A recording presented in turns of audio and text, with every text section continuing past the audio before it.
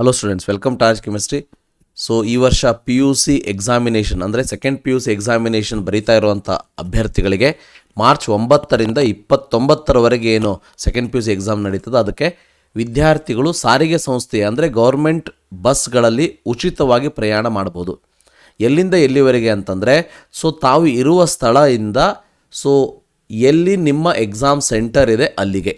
ಯಾಕಂದರೆ ತಮ್ಮ ಸಂಸ್ಥೆಯ ಹೊರತಾಗಿ ಬೇರೆ ವಿದ್ಯಾಸಂಸ್ಥೆಯಲ್ಲಿ ಅಂದರೆ ಬೇರೆ ಕಾಲೇಜಿನಲ್ಲಿ ನಿಮ್ಮ ಸೆಂಟರ್ ಬರೋದಕ್ಕೆ ಶಿಕ್ಷಣ ಇಲಾಖೆಯವರು ಸಾರಿಗೆ ಇಲಾಖೆಯವರಿಗೆ ಮನವಿಯನ್ನು ಮಾಡಿಕೊಂಡಿದ್ದಾರೆ. ಅದಕ್ಕೋಸ್ಕರ ಸಾರಿಗೆ ಇಲಾಖೆಯವರು ಹೇಳಿರುವಂಥದ್ದು, ನೀವು ಪರೀಕ್ಷೆ ಮುಗಿಸಿ ನಿಮ್ಮ ಪರೀಕ್ಷಾ ಸ್ಥಳದಿಂದ ಮನೆಗಿರ್ಬೋದು ಅಥವಾ ಮನೆಯಿಂದ ಪರೀಕ್ಷಾ ಸ್ಥಳಕ್ಕೆ ನಿಮ್ಮ ಹಾಲ್ ಟಿಕೆಟನ್ನು ತೋರಿಸ್ಬೇಕಾಗ್ತದೆ.